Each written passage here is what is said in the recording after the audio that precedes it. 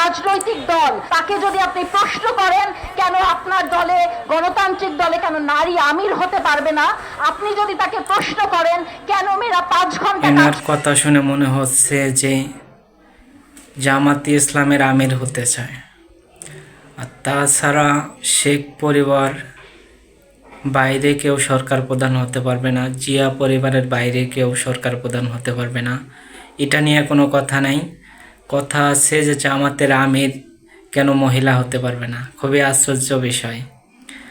তাছাড়া এরা টকশোতে যে বলে সাইবার বুলিং হয়, আবার অনেকে বাজে কমেন্ট করে, এগুলা নিয়ে টকশোতে কথা তুলে যে শিবিরের বট বাহিনী এইসব করে, অথচ মামলা করার পরে সাদিক কায়েমের উপরে এখন অভিযোগ তুলছে। লজ্জা থাকা উচিত এদের।